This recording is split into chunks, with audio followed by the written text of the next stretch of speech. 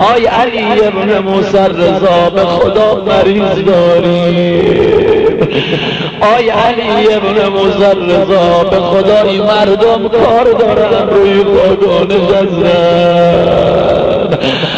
آی امام رضا یه عده مریض سرطانی دارن، همه دکترا دست رد به سینشون زدن. حالا یه مقدمه برات بگم. یکی از او اشخاصی که بچه ایرانه اما بزرگ شده آلمانه، ایشون در آلمان ازدواج میکنه، یه دختر آلمانی میگیره، زنش هم مسیحیه.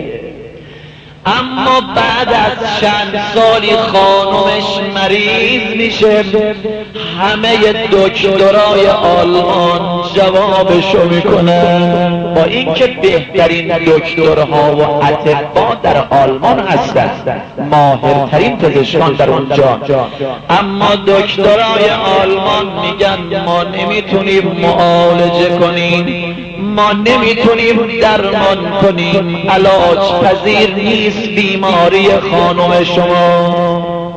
دست رد به سینش میزنن، ناامید میشه. اما خودش بچه ایرانه، شوهر بچه ایرانه، از اقوام خانمش اجازه میگیره، میگه اگه اجازه بدید من خانومم رو ببرم ایران، ما ایرانیام یه دکتر داریم، اگه اجازه بدید من خانومم رو ببرم ایران، ما ایرانیام یه پزشک داریم، یه دکتر داریم، شاید این طبیب ما جواب خانومم رو بده. باریکالله باریکالله، دلا شکست. من که هنوز روزه نخوندم، این یه مقدمه است، اما به خود تبریک بگو، به خود امام رضا اگه امشب یه دل شکسته بین این جمعیت باشه، خدا هممون از گرفتاری نجات میده.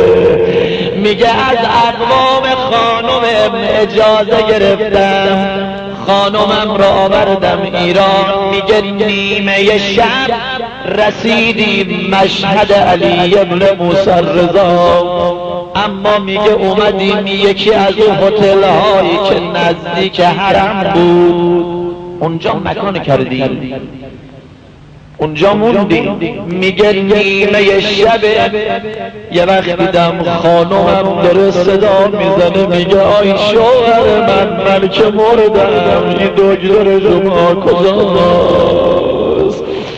من که دیگه طاقت ندارم، دیگه نمیتونم صبر کنم، این دکتر شما کجاست؟ گفتم خانم صبر کن، صبح بشه میبرم دکتر. گفت دیگه طاقت ندارم، نایی در بدنم نمونده که صبر کنم، همه قدرتم تمام شده، دیگه بدنم نا نداره و قدرت نداره که صبر کنم. میگه دیدم از بس بیتابی میکنه، زیر بغلاشو گرفتم، از پنجره هتل گنبد و بارگاه علی ابن موسی رضا رو نشونش دادم. یه نگاه به گنبد امام رضا کن، که میگم معلوم نیست دیگه بیایم اینجا، همینه. میگه زیر بغلاشو گرفتم، از پنجره هتل گنبد و بارگاه امام رضا رو نشونش دادم. میگه یه وقت خانومم صدا زد آی شوهر من، این دکتر شما تو مطب بشه، آخه چراغای مطبش روشنه، پاشو بریم. گفت چراغای مطبش روشنه، پاشو بریم. میگه دیدم بیتابی میکنه، زیر بغلاشو گرفتم، آرام آرام آوردمش کنار مرقد علی ابن موسی رضا. میگه یه گوشه‌ای خواباندمش، یه بستری یه پوششی روی بدنش انداختم، خودم اومدم یه دونه از او قرصاییم که دکتر نوشته بود وقتی از این قرصا میخور چندین ساعت خواب بود. میگه خودم اومدم این قرصو بهش دادم گفتم دیگه میخوابه. اومدم یک گوشه‌ای گفتم آی امام رضا آبرومون آی علی ابن موسی رضا از راه دور اومدم تو رو به جان جوادت آبرومون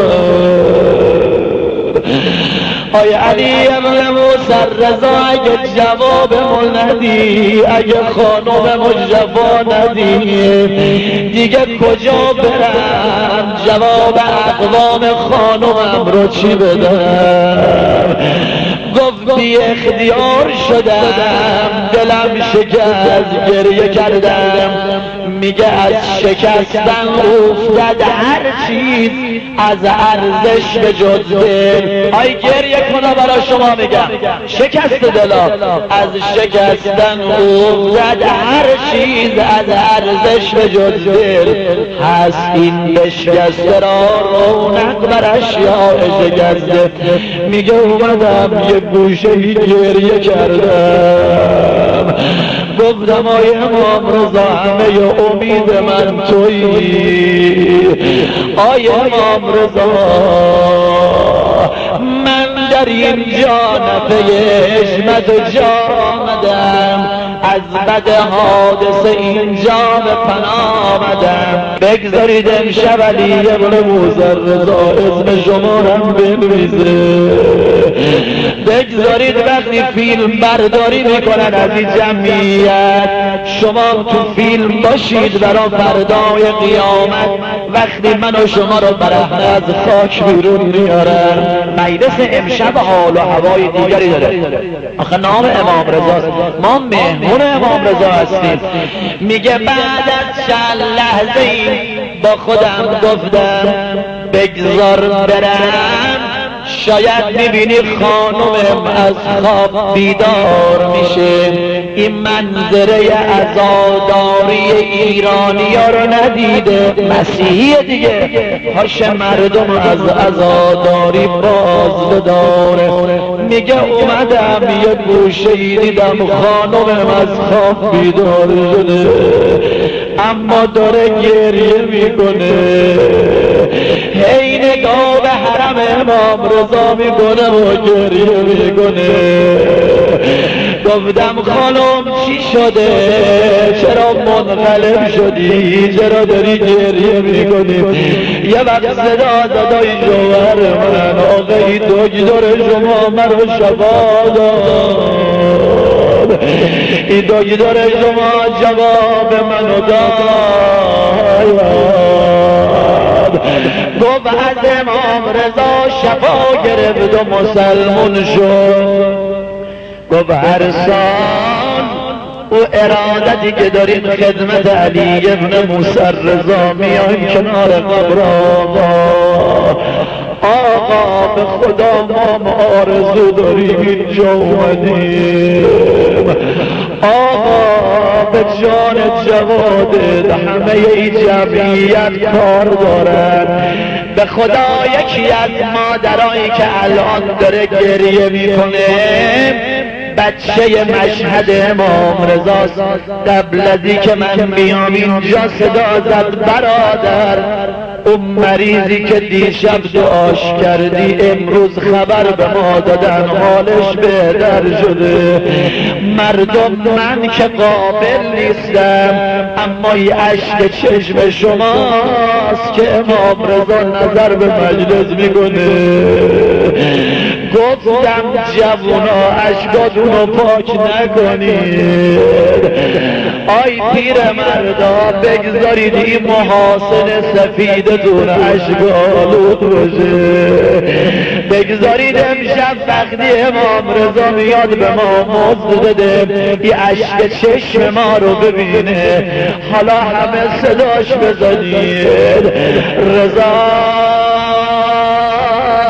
جان رضا جان رضا جان